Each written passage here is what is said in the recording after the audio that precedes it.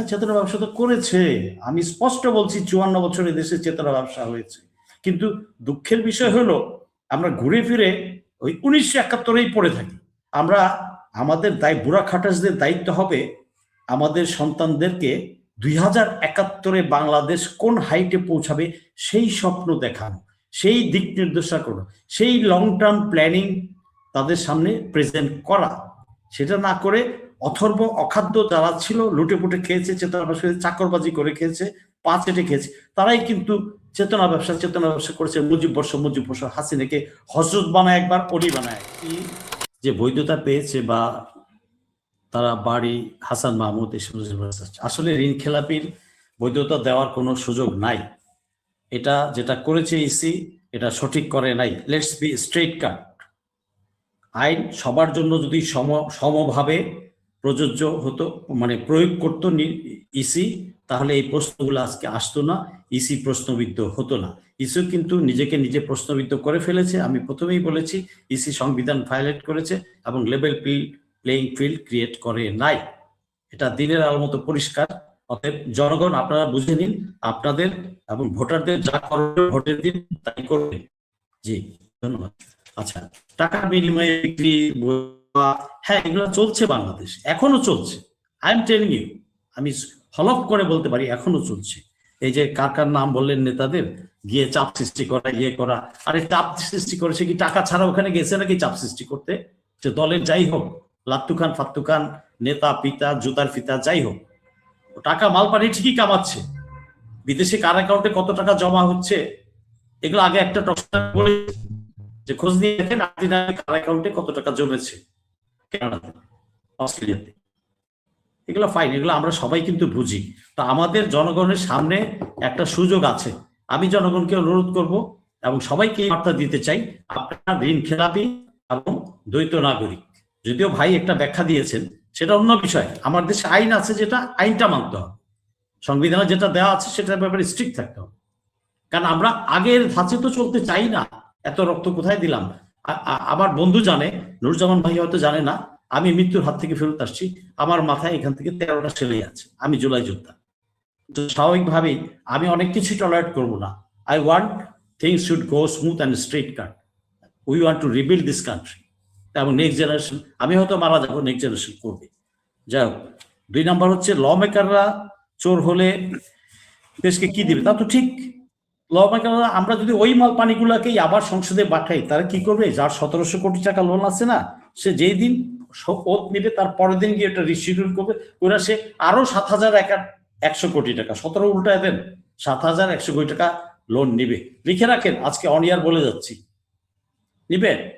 আর তারপরের নির্বাচনে গিয়ে দেখবেন যে আবার ওই একই অবস্থা, বাড়তে বাড়তে বাড়তে কোথায় গেছে, আর জনগণ ওই মূলাই খাবে। এটা হতে পারে না। অতএব জনগণ জেগে উঠুন, এই ভোটের দিন ঠিক মতো আপনার রায়টা সঠিকভাবে দিন, এটাই দরকার। ওই সাইজ করা, সিস্টেম করা, হ্যাঁ সিস্টেম করতে আমি অন দ্য স্পট বলি, কিসের সাইজ? তো ভদ্রভাবে বলছে। I just want to say just system দেন, স্পটে সিস্টেম করে। পুরাতন চিন্তা ভাবনা যে বেরিয়ে আসতে না পারবে তাকে spot system, let it be amply clear to all. আচ্ছা, ঋণ খেলাপিদের জন্য সাফাই না, এটা আমার প্রশ্ন না ভাই। যাক, আমার ভাই নুরুজ্জামান কিন্তু সাফাই গান নাই, উনি ব্যাখ্যাটা করতে চেয়েছেন কি হয় আমাদের দেশে কি হয়। হ্যাঁ, আমি জানি নুরুজ্জামান ভাই কি বলতে চেয়েছেন। উনি কোনো ব্যক্তির বা ক্যান্ডিডেটের দায় নেন নাই, সেটা ওনার ভদ্রভাবে, উনি যেহেতু উনি একটা দল করেন, ওনার একটু লিমিটেশন আছে কথা বলার, সো উনি ওনার ভদ্রভাবে যা মেসেজ দেওয়ার দিয়ে দিয়েছেন, এটা সবাইকে বুঝে নিতে হবে। জামায়াতের প্রার্থী খালিদুজ্জামান সাহেব, আচ্ছা, এইখানে আমরা রাজনৈতিক ব্যক্তিত্ব যারা আছেন, যারা আমরা বয়ান দেই, আমি আমজনতা, আমি বয়ান যে ইচ্ছা সেই যে কোনো স্টাইলে দিতে পারি, বাট একজন দায়িত্বশীল ব্যক্তি একটা দলের দায়িত্বপূর্ণ অবস্থানে আছেন, তারা যখন কোনো বয়ান দিবেন শব্দ চয়নে তাদের একটু সাবধানতা অবলম্বন করা দরকার। এটা আমি গত 8-9 মাসে টকশোতে বলেই আসছি, কিন্তু কে শুনে কার কথা? এটা বিপদে কে পড়ে? তারাই পড়ে, যারা বয়ানগুলো দেয় তারাই পড়ে, আমজনতা পড়ে না। তো এটা সব দলেই আছে, শুধু যে বিএনপিতে আছে তা না। জামাতেও আছে, জাতীয় পার্টিতেও আছে। জাতীয় পার্টি যে জিএম কাদের তো কালকে একটা কথা বল, সব দলেই আছে। উনি না ভোট দিতে বলেছেন। ওনাকে রংপুরের মানুষকে আমি অলরেডি বলে দিয়েছি গতকালের টকশোতে, ওনাকে অন দ্য স্পট সিস্টেম করেন, পাওয়া মাত্র। উনি দেশের শত্রু, জাতির শত্রু, পুরো দেশের শত্রু, জাতির শত্রু, এবং তাদেরকে আইনের আওতায় আনতে হবে। ইন্টারিম গভর্নমেন্ট তো তাদেরকে আইনের আওতায় আনে। জুলাই হত্যার দোষরেরা, এদেরকে তো আইনের আওতায় আনার কথা ছিল, বিচার হওয়ার কথা, এদের পার্টিকে ব্যান করার কথা। সেটা না করে তাদেরকে সুযোগ দিয়েছে।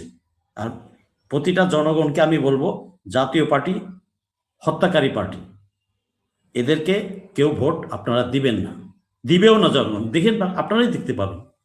আচ্ছা, জামায়াতের প্রার্থী খালিদুজ্জামান সাহেব বলেছেন, আমি পুরো ভিডিওটা শুনিনি, হয়তো উনি কথা বলতে চান নাই, বাট কেউ কেউ হয়তো এটাকে বিভিন্নভাবে ব্যাখ্যা করছে, হতে পারে। একটা মানুষ, সব সব মানুষ যে একই লাইনে চিন্তা করবে তা তো না, perception varies man to man, এটা হতেই পারে।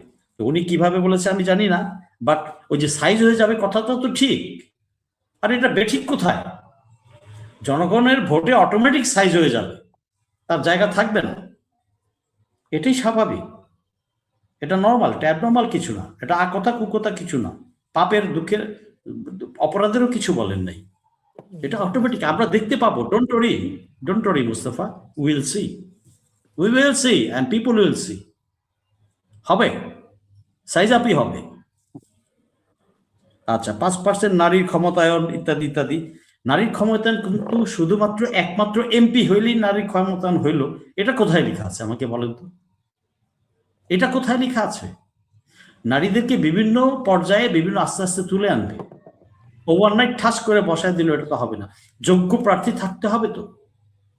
সব দলের কথাই বলছি আমি, শুধু জামাত না, বিএনপি না, জাতীয়, যেখানে রাজনীতি করতে করতে করতে করতে তারা যোগ্য হয়ে আসে, তখন একটা পর্যায়ে নারী হবে। হঠাৎ করে দিয়ে দিলাম তাহলে তো হয় না, একটা সিস্টেম আছে। রাজনীতিতেও কিন্তু একটা সিস্টেম আছে। পথ চলতে চলতে এক সময় গিয়ে সে উপরে উঠে বা এমপি মন্ত্রণালয় দেয়। আগামীতে যে আরো যে 45 জন ভোটের পরে কি এমপি বলে এদেরকে, এই যে দেয় আলাদা 45 জন, ওখানে তো দিতে পারে। তারপরে বিভিন্ন সরকার পদে দিতে পারে, তাদের দিবে, আমরা ওয়েট করি সেটার জন্য।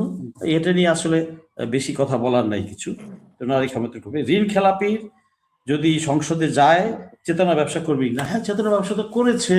আমি স্পষ্ট বলছি 54 বছরে দেশে চেতনা ব্যবসা হয়েছে। কিন্তু দুঃখের বিষয় হলো আমরা ঘুরে ফিরে ওই 1971-এই পড়ে থাকি।